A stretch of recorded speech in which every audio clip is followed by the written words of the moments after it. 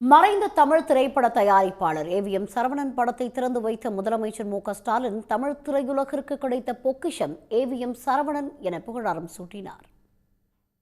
AVM நிறுவனத்தின் உரிமையாளரும் திரைப்பட தயாரிப்பாளருமான AVM Saravanan நினைவேந்தல் நிகழ்ச்சி சென்னை விருகம்பாக்கத்தில் உள்ள ஏவிஎம் மேல்நிலைப் பள்ளியில் நடைபெற்றது.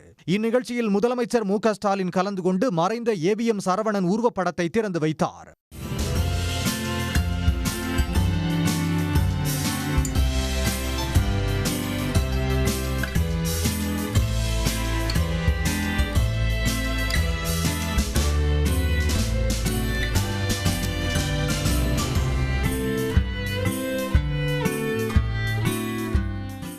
நிகழ்ச்சியில் பேசிய முதலமைச்சர் மு.க.ஸ்டாலின் வரலாற்றில் தமிழ் திரையுலகத்தை குறிப்பிடும்போது ஏவிஎம் நிறுவனம் முக்கிய பங்காற்றியதாக தெரிவித்தார்.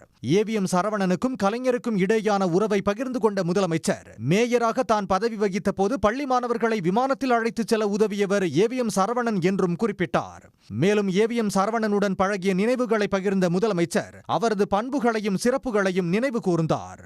அப்போதான் திருட்டு விசிடி பரவலாக பேசப்பட்டு கொண்டிருந்தது. அதை பற்றி நாங்கள் பேசிக் கொண்டிருந்தோம்.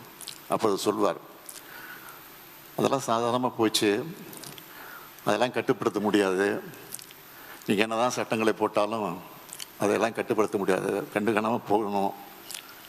முதல்லாம் கூத்து இருந்துச்சு, நாடகம் வந்த பிறகு கூத்து மறந்து போச்சு, சினிமா வந்த பிறகு நாடகம் காணாமல் போச்சு. அது மாதிரி ஒன்று ஒன்று அந்த நேரத்துக்கு வருகிற போது அதற்கு தகுந்த போல் நம்ம மாற்றிக்கொள்ள வேண்டுமே தவிர இதெல்லாம் பெரிய பிரச்சனையாக இருக்கக்கூடாதுன்னு சாதாரணமாக சொன்னார்.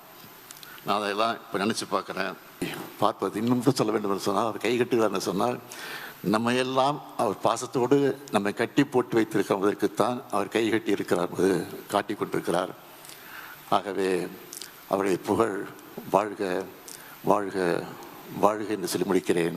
படத்திறப்பு நிகழ்வில் நடிகர்கள் ரஜினிகாந்த், கமல்ஹாசன், கவிஞர் வைரமுத்து உள்ளிட்டோர் கலந்து கொண்டு ஏவிஎம் சரவணன் உருவப்படத்திற்கு மலர் தூவி மரியாதை செலுத்தினர்.